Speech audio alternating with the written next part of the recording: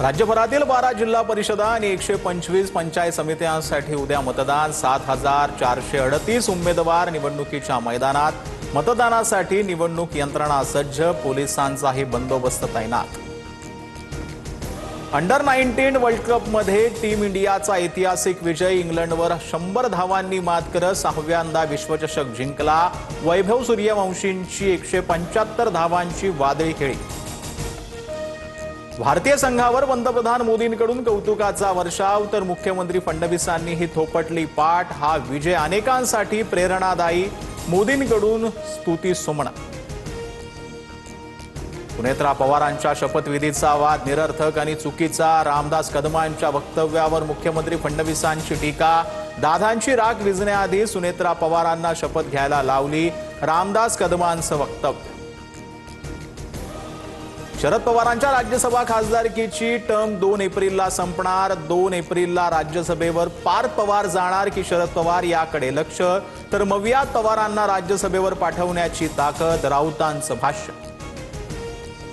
अजितदादांच्या विमानात बॉम्ब होता हे तपासलं पाहिजे, घटनेचा तपास सार्वजनिक करा, बजरंग सोनावणेंची मागणी। तर विमान जमिनीला टच होण्याआधीच स्फोट झाला, सोनावणेंकडून शंका व्यक्त।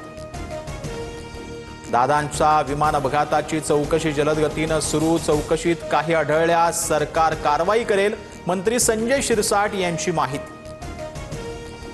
दोन्ही राष्ट्रवादीच्या विलिनीकरणाच्या वक्तव्यावरून जितेंद्र आव्हाडांचा यू टर्न। विलिनीकरणाच्या कुठल्याही चर्चेत नव्हतो, त्याबाबत मला काहीही माहिती नाही, आव्हाडांचा यू टर्न। रोहित पवारांची पत्रकार परिषद 9 तारखेऐवजी आता 10 तारखेला होणार। झेडपी निवडणुकीच्या निकालामुळे निर्णय, दादांचा अपघात आणि विलिनीकरणासह सर्व मुद्द्यांवर रोहित पवार बोलणार। एप्स्टीन फाईलमध्ये मोदींचं नाव वारंवार येतंय, संजय राऊतांची मोदी सरकारवर निशाणा। तर आम्ही पाटकर फाईल काढली तर तुम्हाला तोंड दाखवता येणार नाही, नवनाथ बन यांचं राऊतांना उत्तर। मुंबईत एका स्वीकृत नगरसेवकासाठी मनसेच्या ठाकरे सेनेकडे आग्रह, सूत्रांची माहिती। 3 पैकी 1 स्वीकृत नगरसेवकाची जागा मनसेला देण्याची ठाकरेंच्या शिवसेनेकडे मागणी। लाडक्या बहिणींना ई-केवायसीच्या दुरुस्तीसाठी 31 मार्चपर्यंत मुदतवाढ। ई-केवायसीमुळे रखडलेला लाभ लाडक्या बहिणींना मिळणार, आदिती तटकरेंनी ट्विट करत दिली माहिती। आरबीआयकडून सलग 6व्यांदा रेपो रेट 5.25 वर स्थिर। ईएमआय तुर्तास वाढणार नाहीत, आरबीआयच्या मॉनिटरी पॉलिसी कमिटीच्या बैठकीत निर्णय। तर सर्वसामान्यांच्या खिशाला आता कात्री बसण्याची शक्यता। 2% भाडेवाढ करण्याचा एसटी महामंडळाचा सरकारला प्रस्ताव, मात्र अद्याप प्रस्तावावर कोणताही निर्णय नाही।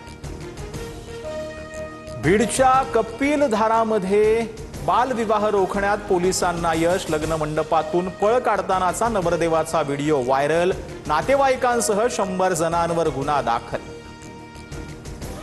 कॅब आणि रिक्षा चालकाच्या उद्या देशव्यापी बंद। ओला, उबर, रॅपिडोच्या मनमानी भाडे आकारणी विरोधात बंदची हाक। 11 लाख ॲप आधारित रिक्षांची प्रवासी सेवा कोलमडली।